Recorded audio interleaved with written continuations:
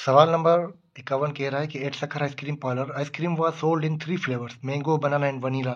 One day total 900 cups were sold and the ratio of mango to banana to vanilla is 5:12:3. The sold cups of vanilla are. इन किस्म के problems में जहाँ पर share किसी का पूछा जाता है, सबसे पहले तो जितने रेशियोज गिवन होते हैं हम उनका सम ऑफ रेशियोज निकालते हैं. सम ऑफ रेशियोज क्या है? 5 + 12 + 3, जो कि 5 और 12 होंगे 17, 17 और 3 20. अब कह रहा है कि जो वनीला है उसके टोटल कितने कप होंगे 900 में से. फार्मूला क्या है? जो टोटल आपकी वैल्यू है 900 इंटू वनीला का जो रेशियो है, वनीला का रेशियो कितना है? वनीला का रेशियो है 3, तो 900 into 3 upon 20 upon sum of ratios. एक जीरो इस जीरो के साथ चला गया. 2 का टेबल 90 के ऊपर 45 टाइम्स, तो 45 इंटू 3, 45 इंटू 3, 45 90 135. तो वनीला के 135 कब सेल हुए? तो जो ऑप्शन है बी 135. सवाल नंबर 52 में कह रहा है कि 16 men dig a ditch in 10 days. The number of men required to complete the job in half the time is. 16 बंदे कोई खाई वगैरह 10 दिनों में खोद रहे हैं कि बताएं अब कितने मजीद लोग चाहिए कि वही काम 10 के बजाय हाफ ऑफ द टाइम हो जाए, मतलब 10 की जगह 5 दिन में हो जाए. प्रोपोर्शन का समय, टोटल मेन या वर्कर्स जितने भी हैं, और यहाँ पर डेज. कितने वर्कर थे स्टार्टिंग में? 16. तो कितने दिनों में डिग कर रहे थे? 10 दिनों में. अब कह रहा है कितने बंदे या लेबर और चाहिए कि यही काम हाफ द टाइम में हो जाए, मतलब 10 का हाफ कितना होगा? 5. जाहिर सी बात है अगर 16 बंदे 10 दिन में काम कर रहे हैं तो हम जब वर्करों को या वर्करों की तादाद को बढ़ाएं तब ही ये हमारे कम दिनों में होगा, आधे दिनों में हो जाएगा. तो ये होगा इन्वर्स प्रोपोर्शन. एक चीज़ नीचे की तरफ कम हो रही है, एक चीज़ नीचे की तरफ बढ़ रही है. तो हम जैसे चाहें, अगर इसको डाउनवर्ड कर रहे हैं तो इसको अपवर्ड करेंगे, या इसको अपवर्ड करके इसको डाउनवर्ड कर, तो भी वही बात है. यहाँ टेल सेम वैल्यूज लें. 16 ratio x is equal to 5 ratio 10. ये हमारे मीन्स, ये हमारे extreme. 16 into 10 equals to x into 5. 160 is equal to x. 5 यहाँ मल्टीप्लाई कर रहा है, यहाँ अगर डिवाइड करेगा 5 1 ज़ 5, 5 3 ज़ 15, 2 5 ज़ 10.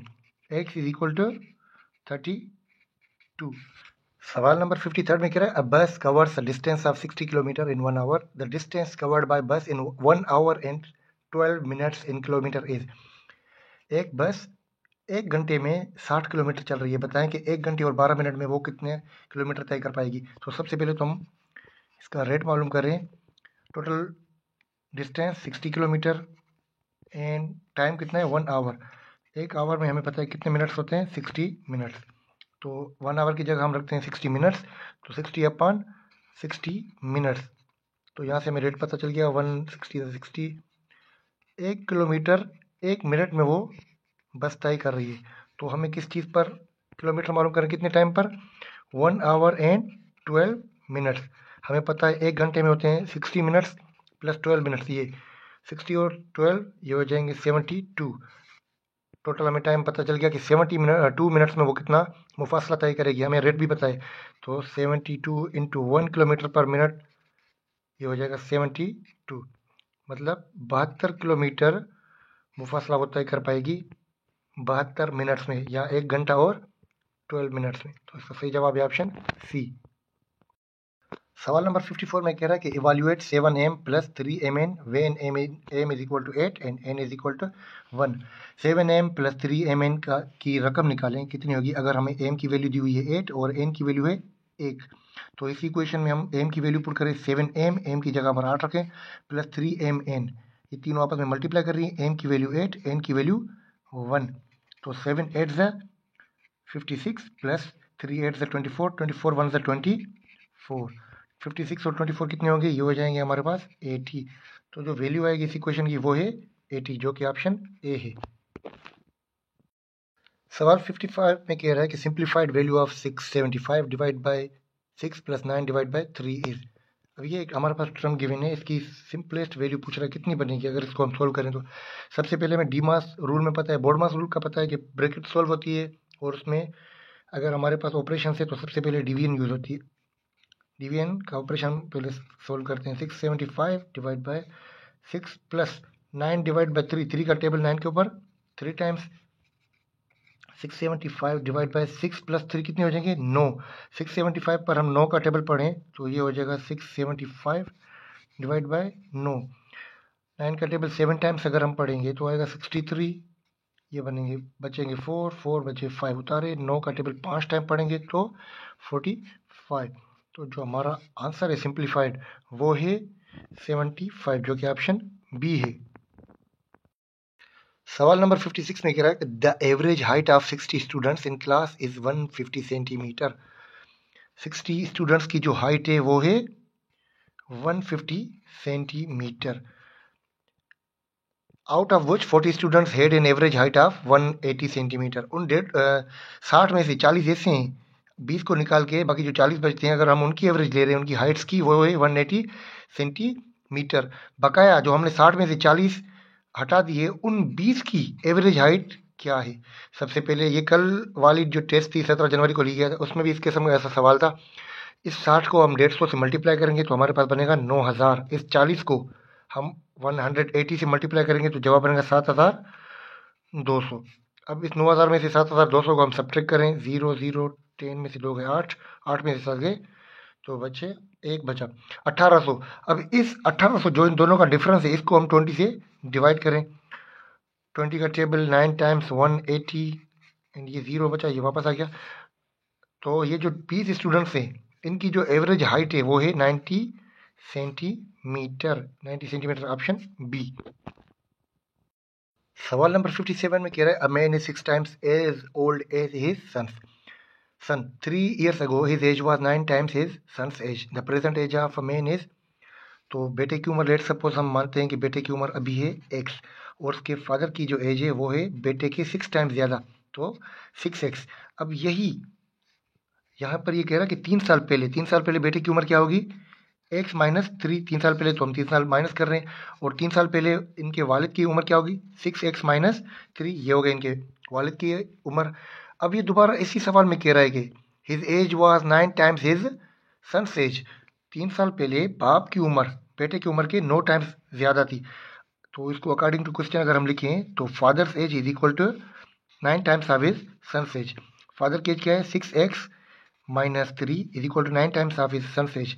वो है 3 साल पहले x माइनस 3। 9 x से भी मल्टीप्लाई करेगा, 9 3 से भी मल्टीप्लाई करेगा। 9 को x से मल्टीप्लाई करें 9x माइनस 9 3 से 27 और यहाँ 6x माइनस 3। 6x x की रकम ये छोटी है, कोएफिशिएंट छोटा है, हम बराबर के उससे लेके जाएंगे। यहाँ प्लस का है वहाँ जाकर 9x के पीछे माइनस का 6x हो जाएगा। यहाँ पर माइनस 3 बच के माइनस का 27 बराबर के उस साइड लेके जाएँ, माइनस का है यहाँ पर प्लस का 27 हो जाएगा। माइनस के 3 प्लस के 27 प्लस की रकम बड़ी है तो हमारे पास जवाब प्लस के 24 बचेगा। 9x में से 6x गए बाकी बचे 3x। 3 और x मल्टीप्लाई कर रहे हैं, यहाँ अगर 24 को 3 डिवाइड करेगा तो यहाँ पर हमारे पास वैल्यू बचेगी 3 1 से 3, 3 8 से 24, x इज इक्वल टू 8। बेटे की जो करंट उम्र है अभी जो बेटे की उम्र है वो है 8 साल 8 ईयर्स। तो हमने पहले क्या कहा था फादर्स एज इज 6x। तो इस वैल्यू में हम x की वैल्यू पुट करें 6x, x की जगह हम क्या रखेंगे 8, 6 8 से 48। तो current age of father is 48 years, जो कि ऑप्शन सी है। सवाल नंबर 58 में कह रहा है कि द लीस्ट कॉमन मल्टीपल या एलसीएम ऑफ 12 एंड 18 इज। तो बाय डिवीजन मेथड अगर हम ये करें तो 12 एंड 18 इनके एलसीएम ले 2 का टेबल, क्योंकि दोनों इवन है एक भी इवन होती है तो हम 2 का टेबल यूज़ करते हैं। 12 के ऊपर 6 टाइम्स, 18 के ऊपर 9 टाइम्स। फिर 2 का टेबल लग रहा है जहाँ जहाँ तक लगता है लगाते जाएँ। 6 के ऊपर 2 का टेबल 3 टाइम्स, 9 के ऊपर नहीं लग रहा नीचे आ जाएगा। 3 का टेबल 3 के ऊपर 3 टाइम, सॉरी 3 के ऊपर 1 टाइम, 9 के ऊपर 3 टाइम्स। तो 3 के ऊपर 3 का टेबल एक मरतबा। एलसीएम होता क्या है इन सब फैक्टर्स के आपस में मल्टीप्लिकेशन को एलसीएम कहते हैं। 2 इंटू 2 इंटू 3 इंटू 3। 2 2 ज़ 4, 4 3 ज़ 12, 12 3 ज़ 36। तो जो सारे ऑप्शन हैं 54, 72, 90, 108 ये सारे के सारे गलत हैं। इसमें सही ऑप्शन तो इन्होंने दिया ही नहीं, तो सही ऑप्शन क्या आएगा। सवाल नंबर 59 में कह रहा है कि the graph of 2x minus 4y plus 8 is equal to 0 crosses x से एक्सिस 8। अब ग्राफ क्रॉस कहाँ से हो रहा है x एक्सिस से, y एक्सिस से नहीं हो रहा, तो हम इस अबव ये जो इक्वेशन है इसमें y की वैल्यू क्या पुट करेंगे 0, तो 2x माइनस 4y, y की जगह पे हम 0 पुट करेंगे, plus 8 is equal to 0, 2x minus 4 0 से 0, बाकी ये तो खत्म होगी वैल्यू हमारे पास, बाकी बच गया plus 8 is equal to 0, 2x plus के 8 बराबर के उस साइड जाकर माइनस के 8 बन जाएंगे, 2 और x आपस में मल्टीप्लाई कर रहे हैं, 2 यहाँ मल्टीप्लाई कर रहे हैं, यहाँ आकर डिवाइड करेगा माइनस 8 को, 2 1 2, 2 4 8, x is equal to minus के 4, तो x कहाँ से क्रॉस होगा, ऑप्शन डी माइनस के 4 से। सवाल नंबर 60 एंड मैथमेटिक्स के आखिरी सवाल में कह रहा है द 70% ऑफ 50 इज, परसेंटेज पूछ रहा है कि 50 की 70% अगर हम निकालें तो कितनी होगी। अब मैंने आपको पहले भी ऊपर बताया कि हम परसेंटेज कैसे करते हैं, कोई भी वैल्यू है उसका जितना परसेंटेज चाहिए उससे मल्टीप्लाई करें, डिवाइड करें 100 से, क्योंकि परसेंटेज का मतलब क्या होता है 1/100, तो हमें कोई ना कोई आंसर मिल जाएगा। हमें किसका कह रहा है कि वैल्यू क्या है 50, कितना परसेंटेज चाहिए 70, कोई ना कोई वैल्यू मिल जाएगी। ठीक है, इनको हल करें, इस जीरो के साथ ये जीरो कट गया, इस जीरो के साथ ये जीरो कट गया, बाकी क्या बचा 5 और गया 7, 5 7 35, तो आंसर क्या है 35, जो कि ऑप्शन ए है। 70% 50 का कितना बनेगा 35। तो दोस्तों ये हमारे 20 सवाल हमने हल किए बड़ी मेहनत से। आपको अगर लगता है कोई स्टेप हमसे गलत हुआ है या हमने डायरेक्ट कर लिया है या किसी स्टेप में हमसे कोई मिस्टेक हो गई है या मज़ीद अच्छे तरीके से कर सकते थे और ट्रिकी तरीके से, तो मेहरबानी फरमाकर कमेंट्स में ज़रूर मुझे हाईलाइट करवाएं। शुक्रिया।